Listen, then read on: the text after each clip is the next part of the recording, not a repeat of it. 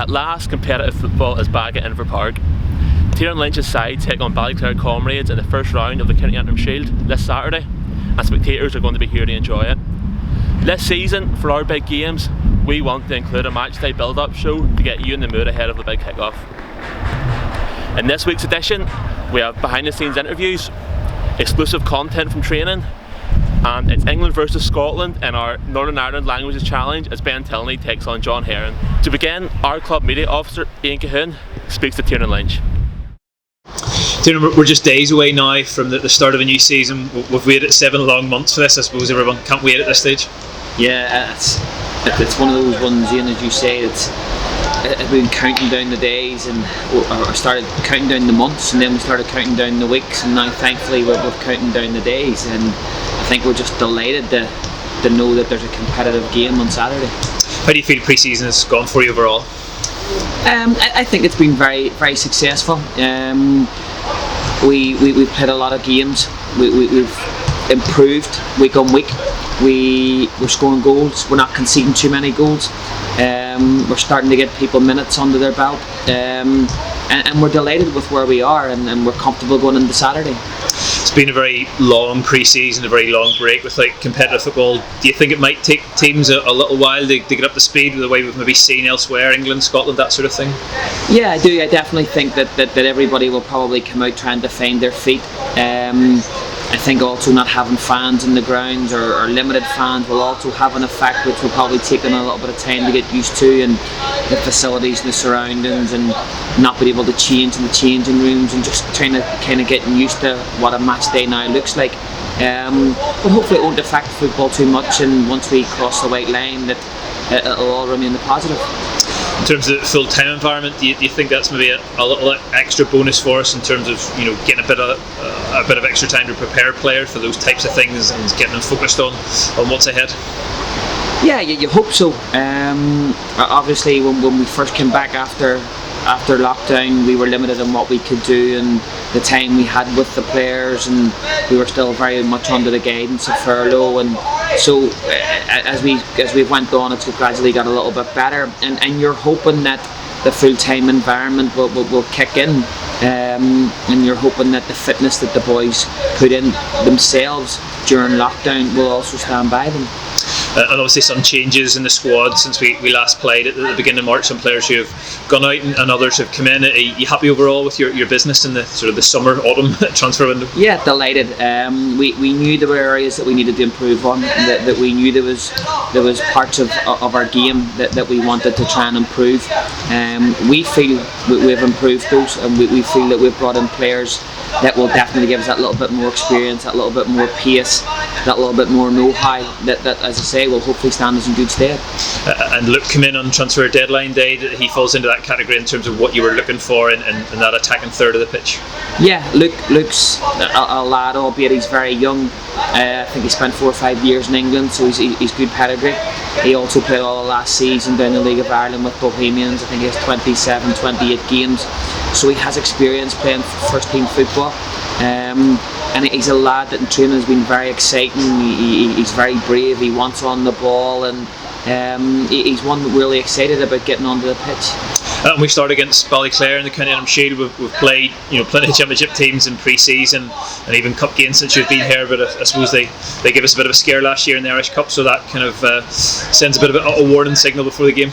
Yeah, but I think it's important that no matter who we play, we always try and give the opposition the respect that they deserve, and when you step onto the pitch, it's 0-0, and anything you're going to get out of that, you have to work for and you have to earn, and we make that very clear to the players, and that started today. Our season starts on Saturday, and we have to be well up for Saturday come 3 o'clock. And as I say, if we want to be in the next round, we have to work for it, and we have to do the things that we're good at. And the County Antrim Shield, some teams maybe will be looking to kind of get fitness out of that, rotate their squad, that sort of thing. How will you approach it? I'll approach it like we will approach every competition this year. We will give the competition the respect that it deserves, and everything that we enter this year, we're in it to win it. and on competitions. We've had a couple of semi-finals, a couple of quarter-finals in your time here. It'd be lovely, I suppose, to try to get to the final and even go one better if you had the choice. Yeah, I think that's what we have to start aiming towards now. We've had our season to bed in and get to know the surroundings, and as I say, we've strengthened again in the summer. So we would like to get some silverware in the cabinet if at all possible. And league-wise, is European football, is that the aim in terms of, ideally what we would like to get out of the season at the end of it? Yeah, we talk about European football among the squad, and it's not something that we're shying away from. We know that there's an expectation now at Larne, and we know that when you pull on that red shirt that people do expect you to perform, and as I say, it's not something that we want to hide behind. We want to play in Europe. We make no bones about it, and that will be our objective going into the season. And there are obviously, expectations and aims within the club, but I suppose, as we've all looked on and seen the likes of Linfield, Glentoran, and especially Coleraine, we kind of see what's possible and what could happen if we can get there ourselves. Does that whet the appetite a little bit more? Yeah, I think again you look at what Dundalk have just achieved this year, and obviously that's every club's dream. That's what you want to get to. That's where you aspire to be. Not only what it does for your team and confidence, but what it does for your club and the financial resources and that safety net, and that's what everyone aspires to get. And just finally, as we said earlier, a long 7 months without a competitive game here, and it feels like we've crammed a lot into that in terms of on the pitch, but off the pitch in terms of what the club did. Have you any message to the fans finally before the big kick-off on Saturday? Yeah, I do. The message is the same as what it is every week, and they need to get behind us. Up to now, they've done that in their numbers. They probably still don't believe me when I tell them that they're a massive part of our game day. They get behind us in the numbers. They support us. They're our 12th man, and we need that now more than ever. Brilliant, Tiernan. Thank you. Thank you. It's safe to say the manager's ready for Saturday. Next up on our match build-up show, John Herron takes on Ben Tilney in an NI languages challenge, including words like yellow man, curtain and fudge, which leave them absolutely baffled. Right, this is the first round. This is food, right? Really? Right. Rolling. This is where then you're going first. The brand Teo are known for making which confectionery item? Is it orange juice, chocolate or crisps? Crisps. Yeah. Is that right? Yeah, I know Yeah. that. Salt vinegar tape will love them. Yeah. Is that your favourite? Squeaky bacon. The whole salt vinegar. John, this is yours. Champ is a dish made primarily from which vegetable? Is it potatoes, lettuce or asparagus? Champ? You don't know what that is? Champ? Yes, you do. Champ. Think about it. Potatoes? What's the other one you said? Lettuce or asparagus? It's not potatoes, is it? Lettuce? You think it's lettuce? I don't know. I don't know any of them. Maybe not asparagus? Is that your final answer? Nah, I'm guessing potato in fact. I'm guessing potato. Okay. Is that right? Yeah. Such a guess that is. You were going to say lettuce. I'm just going to say them all and not see them nod. Right, then a poke is which type of sweet treat? Is it ice cream, a tray bake or birthday cake? Ice cream. Yeah. I only learned that. Poke? Yep. Yep. A poke. I only learned that a few weeks ago. Like, where do you get poke and ice cream from? Right. That's what I want to know. John, the popular food item dulse can be described as fish and chips, edible seaweed or a type of meat. I don't know. Dulce? Who gets some hard ones? Just give it all the hard ones to Scottish guy. Dulce? How'd you say it? Dulce? Yeah. Dulce. Fish and chips. Think so? I don't know the clue, but I'm guessing it. Nah, it's not. It's edible seaweed. Edible seaweed. Dulce. Dulce. Yeah. He's kicked on his nose. You never had that dulce I before? can't know that, mate.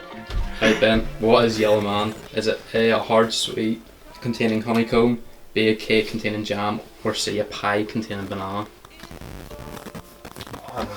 What was it again? What was the name of it? Yellow man. Yellow man. Yeah. You've had a yellow man before. Do you get banana in a pie? What was the first one again? A hard sweet containing honeycomb. Yeah. That one? Yep. Nice one. Is it? So he's in there, so he puts down to the guy makes five. Right, Yellow. The popular drink main can be best described as an alcoholic drink, pineapple juice or a fizzy drink? Main? Yeah. Use are all alcoholics over here, so I'll guess like alcohol. No, it's not. Say it's a fizzy drink. Right then, Interesting. you will most likely do purchase 15 in as a chip shop, an Indian restaurant or bakery. I know that one, I think. Oh, I should have asked you. I think I know that one. A 15? Yeah. Oh no, 15, bakery. It's cake in it, all 15 bits of thing in it, isn't it? Yeah. What is it? What is it? Marshmallow and all It's that. like a wee bun, marshmallow, all these different things. But Nah, it's bun, it's a cake. It's never been a bun. right, that's the last question. John, the Buddha fudge is a type of potato bread, fizzy drink, or chocolate bar. Fizzy drink. Do you know what? Potato bread. I'm trying to be decisive there. Fudge. Yeah, fudge. Fudge. Fudge? What? No, there's something wrong with these people's speech over here.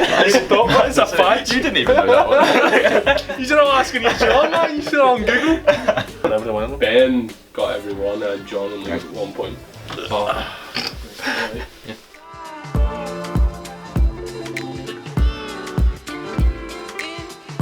You want to tell the camera what your buzzwords for these rounds are?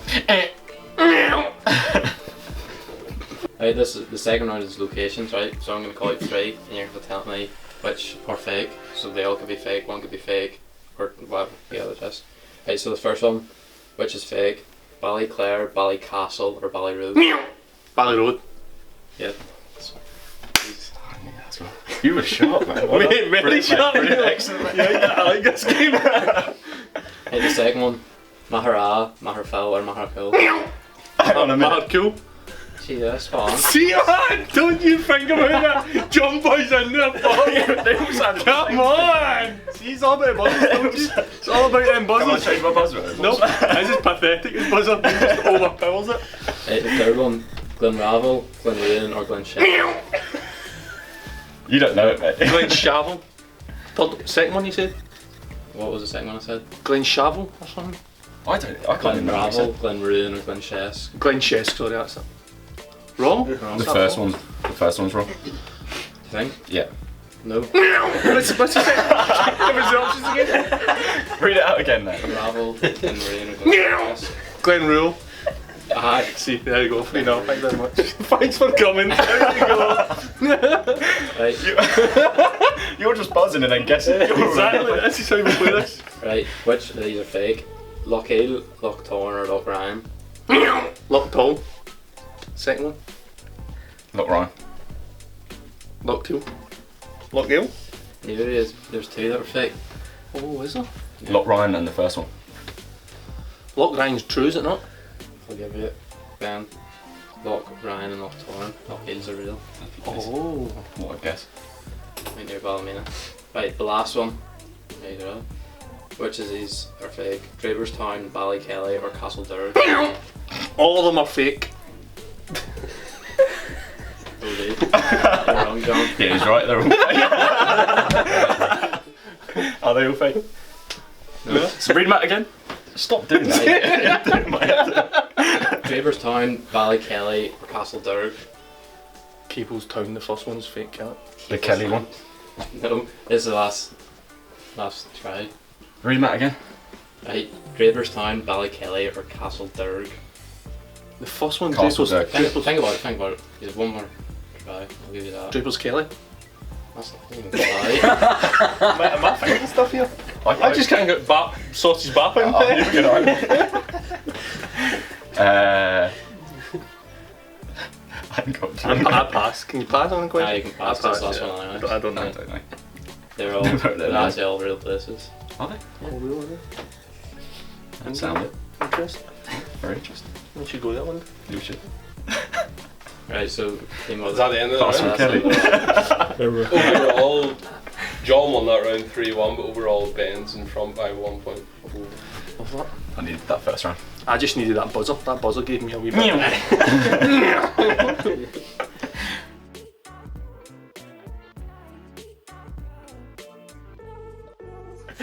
the this is a Northern Irish slang, so this is the first one.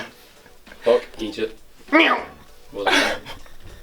Wait, is this PG? I was like, what was it again? Fuck Egypt. I don't understand what you're Buck saying. Egypt. Say it again. Fuck Egypt. Buck. Egypt. Is it stupid idiot? Yeah. Right, this is the second one. Curtain. Or curtain. Cotton. Yeah. Was that right? No, I need to. Well, you need to buzz in first. Right, what does it mean? A curtain. Something you put up in your living room, no? That's what he said.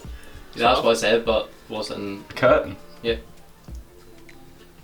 Curtain. You're right, it is. But. Oh, right, what's it slang. mean? Oh, right, sorry. Curtain. So like Yeah. somebody's hair cutting. Is it like? You Nah, put that's curtains? stupid. I don't want to say it, mate. Is it like going out with someone? Is it like that? Yeah. Is it? Yeah. Yeah. So you've got a curtain when you've got a message? No, so like when you're going. Is it like that? When Want to you're come going and meet out, my go- curtain? Yeah. My dad's like, what are you talking about? So like you're curtaining them. So like you're going out taking them on dates and stuff. Is that right? Yeah. Yeah. Spot on. That's countries. That's a shambles. What did you say? Put it up in your living room. You put blinds up and you put curtains up, no? Right, the third one. Yoke. It's like mate. It's like your mate in it. No. Oh, it's happening, yo. It's like a thing. Happening, yo. Yes, but Right. I need what, like, in a context, what would you use it in? Look at this yoke over here. Like that. Yeah. Yeah. I'll give you it, yeah. It's an object, and it can be often used when discussing motor vehicles or, like what you said, when you go there. When they don't know what to say, But people if I just say come in, yoke. if I come in, It's like saying, oh, that happening, thingy yo. over there. So it's like, look at that thing. No, yeah. Nah, yeah, so it's like Kind of, yeah. Yeah, I'll give it. So when they don't know what to say, it's say Another yoke. one. Why don't they say, what's that? Another pathetic thing. Why are you saying yoke? It's embarrassing. It's weird, isn't it? But Right, the fourth one. Boys a deer. Not a clue. Say it again. Boys a deer. I'm not even going to answer that question. Boys are deer. Yeah. No Boys comment. are deer. No Yeah. comment. Sounds like a club or something, doesn't it? What is that? Boys a deer. Think about it. I am. I'm thinking that everything I've got. Boys a deer. Not a clue. I don't think you know. Anyway, No comment. I don't know. give it a guess, John. Boys a deer. No. Here. No. Like, oh, the lads were over there. Is that that? No. No. Please give up. Yep. An exclamation of sadness, short for happiness. So like when you're frustrated, you're like, oh, boys a deer. Something like that. That's the worst one I've heard. Silly. Could be like, oh my god, or oh my goodness, that way. Something like that. What was it? We use that. It usually make expression shorter, I know. but that means like I'm sad. Boys are there. Like, that's worse, no? That's the last word we'd like use it in, but So, I can't think. Hey, this is the last one, or round and last one of this. So powerful. like good, brilliant. That's powerful. Yeah, where I describe something. Yeah. At the end of all, 4, then you're 5, keep on. 7, 8.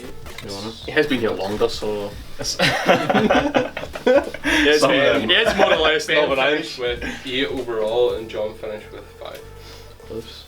You were good though, mate. You got stitched up at the start, I think. Some of the questions are embarrassing. It's mad.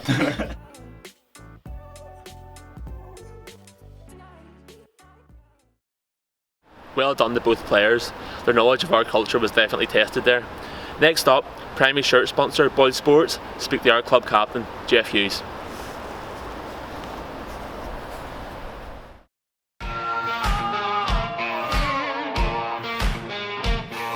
Jeff, your first kind of professional side that you played for, you've done full circle. You started off with Larne all the way back in 2003. What was that like all the way back then? It was very different than it was now. Obviously, you've seen what's going on in town is the buzz around the place, and obviously getting big sponsors like yourselves in and attracting things like that in. Yeah, it's been fantastic. Like I say, it's very, very different, but I loved it back then too. It was more family orientated, but we're building that now as well here. And as you've seen, it's a real community club. And then you obviously got the big break, which was fantastic when you moved over to Lincoln City to play over in England. That was your first side over in the Football League. Yeah, Lincoln City actually had a manager. He's sadly passed now, Keith Alexander, who actually played in the Irish League. So he had a few friends during his football time who became managers. So anybody that was doing well, he kind of, dropped them a line, and he brought us over on trial. He brought Garth McCauley over a year before me, and then me over the following year. So we had a wee bit of a connection there, and thankfully I done well, and he gave me a chance, and like I said, I ended up earning myself a contract and kicking on from there. And then you moved on to Crystal Palace, which was a very big move for you, Jeff. Yeah, to be honest, it's probably one of my regrets. I it was probably too early for me. I was still a mummy's boy and wasn't ready for the big move. But like I say, I look back on it fondly. But it was a year that I sort of struggled. I didn't really break into the team. It didn't go as well as I wanted. But it's another step in life, isn't it?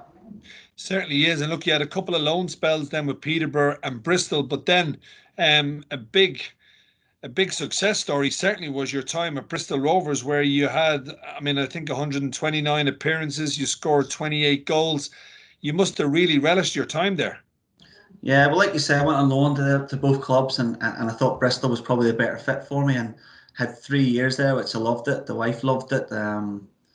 We had our first child in Bristol. We really settled there, and it was a time in our lives we really enjoyed. And Bristol's a lovely city and a big city, and there's plenty to do, and the people are very friendly around there. So it was a really good time, yeah. And then you moved on to Notts County, which was another very successful time. 89 appearances and 20 goals. Nothing wrong with that. Yeah, like I said, the time at Bristol came to an end. They were looking there was a wholesale changes made, and I moved on to Notts again. Really enjoyed it. Actually was torn from leaving Notts, so either I went to Fleetwood after that. I was really torn. It was a really, really hard decision, but we ended up moving further north and near my wife's family, and it was that was one of the harder decisions I had in football, whether to leave Notts or not, because I enjoyed it so much. Yeah, and well, look, you had a couple of years then with Fleetwood Town, and then moved back down, I suppose, down to Cambridge, which is down south. You spent a year at Cambridge, and I suppose looking at it, then you went to Tranmere on loan, and then you signed a contract with Tranmere where you played over 60 matches. What was your time like between Cambridge and Tranmere? Well, we didn't actually move. That was part of the problem. I just Fleetwood. I broke my leg, and it caused me a few problems. I was out for about 9 months. So when I went to Cambridge, I didn't move down, and it was probably a mistake. It didn't go too well, and after a couple of months, I spoke to a manager, and we decided to go on loan up to Tranmere. And then once my contract was sorted there, I finally moved to Tranmere. So it was a bit of a mess really with the Cambridge thing. Like I say, I probably moved when I wasn't ready to, and I didn't fully commit with a family. So I ended up going to Tranmere, and to be honest, loved it at Tranmere. It was fantastic. Again, people are very friendly, and we ended it on a real high, getting them back to the Football League. So it was really a great way to end before coming back home.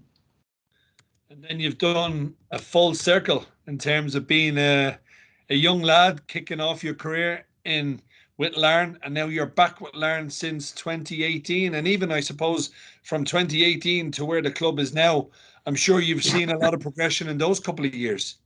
Yeah, well, Kenny personally, he's true to his word. He's not just about building a football club. It's, he could go out and spend a bit of money and try and win this and win that, but he's trying to do the whole infrastructure. There's stuff happening around the town, trying to make it sustainable, make us one of the biggest infrastructures in the Irish League, not just one of the better teams.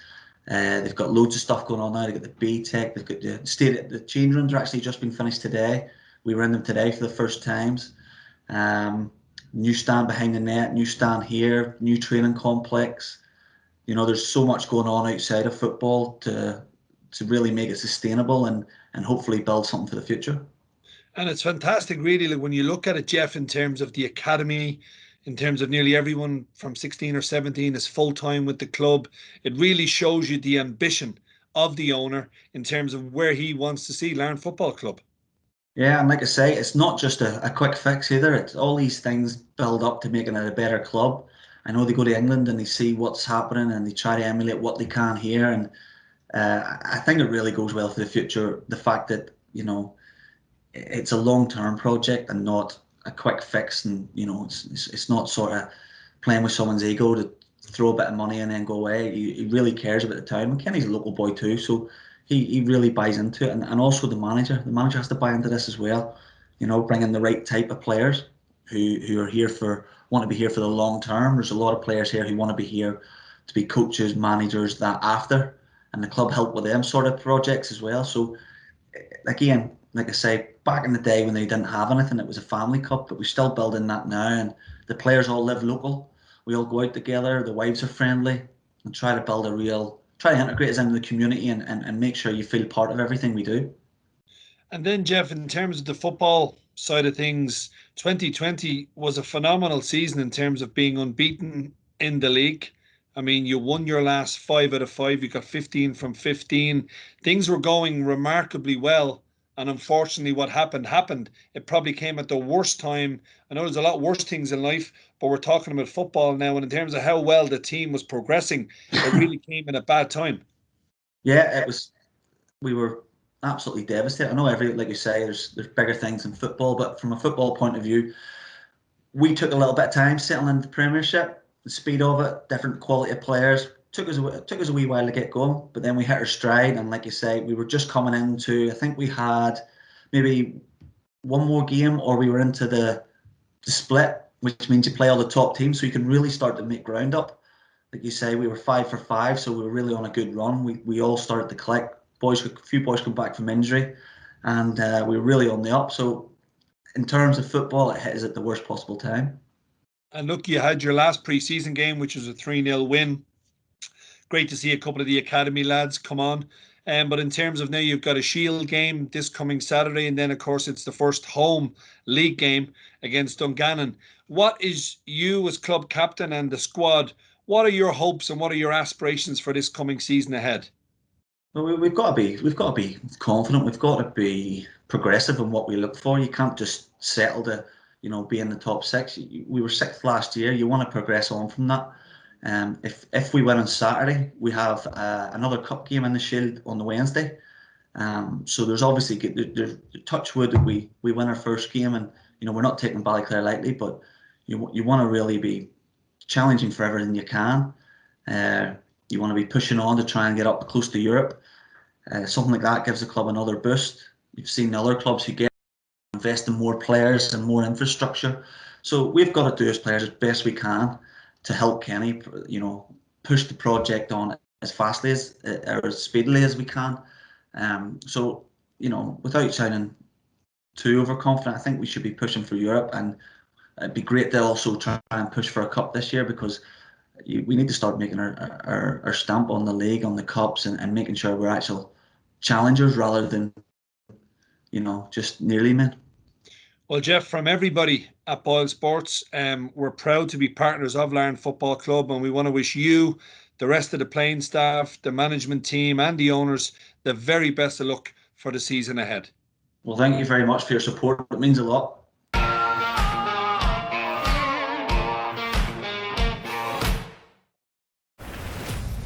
This is dedication. This is anticipation. This is passion. This is drama. This is football. Boylesports. This is betting. Thank you to Boylesports for taking the time to interview Jeff Hughes. Next up, we're back on the pitch as we have a look at what the players got up to in training on Monday.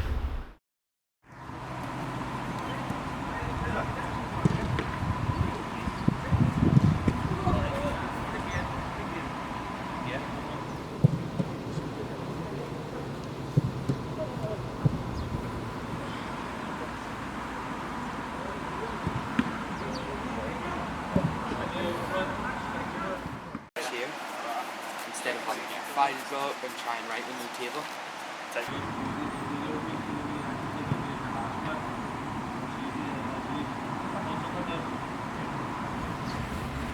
Go! Go! Go! Go!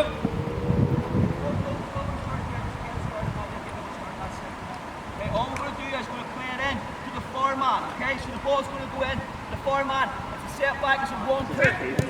Yeah, good headed communication. Yes, one! Jump in! Come on, man! Go! Pop around! Pop around! Set ball! Yes, good! Next one! Yes, good! Yes! Okay, don't come off. Stay there. You're popping the ball into the space. Give you one pass. Yeah, well done. One. Okay. Good. 3. 9. 4. 5. 6. Go rope. 3. Yes. 4. 5. 9. Good. Good. Look back. Hey. Roger. 3. Yes. 4. 5. Next up, and to finish this week's build-up show, we go back to Ian, who interviews defender Graham Kelly. Graham, we're looking forward to the big kick-off on Saturday. How much of the squad kind of anticipating and looking forward to getting back to the proper football again? Yeah, everyone can't wait. It's obviously been a long pre-season. It's been going on for a number of weeks now, and we're into the final week, so everyone's just preparing, looking forward to Saturday. Yeah, 7 long months without competitive football. Sort of how much of a toll do you think that has taken on players like yourself and then the rest of the squad? Yeah, it's crazy when you think about 7 months, but we've been back in now 2 months or so, whatever it's been. So we've obviously had a good few weeks training. We've managed to get good games in, a lot of time on the training pitch. So I think everyone's just raring to go now.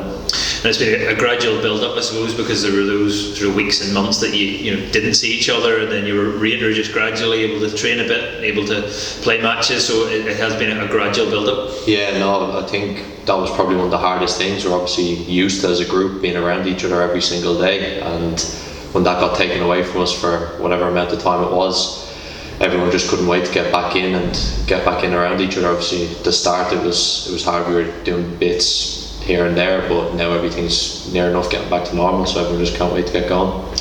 Footballers often say it's easy to put other things to one side when you're out on the pitch and playing again. Is that how you've sort of found things? You can have that outlet and that focus on football? Yeah, during lockdown obviously there was only so much you could do. You were trying to get out and do your own bits just to keep yourself occupied, but once you're back in training now, it gives you that, you can go out with the lads, takes your mind away from everything else, and we've got a great group here, so it's a joy to be in every day.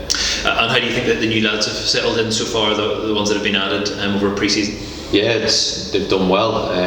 They've had obviously the bit of a longer pre-season to be able to get themselves ready, get used to the group and everything, but I think it's a good dressing room to come into. I think everyone will tell you that it's an easy dressing room to get into. Everyone gets along well, so I think they've settled in well. And you've been here personally now just over 2 years, and it feels like there's been a lot of progress in that time. Obviously started off as a championship club, won the championship, promoted to the Premiership, top 6 finished last year, so I suppose we want to carry on that sense of progress moving forward. Yeah, there's only one way I think this club's gone, and it's upwards. From the moment I've come into now, if you look at the difference, whether that's on the pitch, with the squad we've improved every single window. We're off the pitch, the facilities, everything around the place, the structure that they put in place for the club. I think it's there for everyone to see. We're only going in one direction. And yourself, still a reasonably young player, even though you've got plenty of experience under your belt. So there's still things for you to learn and to grasp and to be part of as well. Yeah, no, I've been lucky that I've managed to get a lot of game time since I've come in, and I've enjoyed every minute of it, but I'm still young, still learning, and it's good that there's a lot of experienced players in the dressing room, experienced lads in my position as well, so you're learning off them every day. And the season ahead, we've talked to Tiernan, he's sort of said that it's no secret that we want to bring European football to Inver Park, and I suppose that will be a big part of progressing and taking that next step this season if we could do it. Yeah, I think that's why everyone's here. We want to be up there challenging, we want to be winning things, we want to be competing in Europe, and I think everyone has that same vision. And we start off with the County Antrim Shield on Saturday. If we can win that, there'll be another one that will come around quite quickly on the Tuesday. So, it's a bit of a baptism of fire in terms of competitive football returning again. Yeah, as I said, everyone just can't wait for Saturday. I think we've got to take Saturday as it comes and not worry about kind of what's ahead of that. Just go into Saturday. We've had a long pre-season now, so everyone's just ready to go for Saturday, and we'll see where it takes us from Saturday. And competitions in general, again, the manager said that that'll be another sign of progress if we could really get to the latter stages, get the finals, and I suppose that opportunity comes around quite quickly with the first one on Saturday. Yeah, I think every competition we compete in, we want to try and get as far as we can, and with the squad that we have, I think we're capable of doing that. And finally, just looking forward to getting out onto the grass again and playing matches that really matter, I suppose. Yeah, we've had a number of training matches, pre-season friendlies, whatever you want to kind of call them, but I don't think there's anything like getting out there in a proper competitive game, and especially if we can get some fans back in, that'd be great, because the atmosphere makes a lot of difference. Fantastic, thanks Graham. No problem, thank you. And just like that, our first ever match build-up show is complete. If this is something you'd like to see more of, make sure and subscribe below, give it a like and comment with any more interviews you would like to see in the next episode.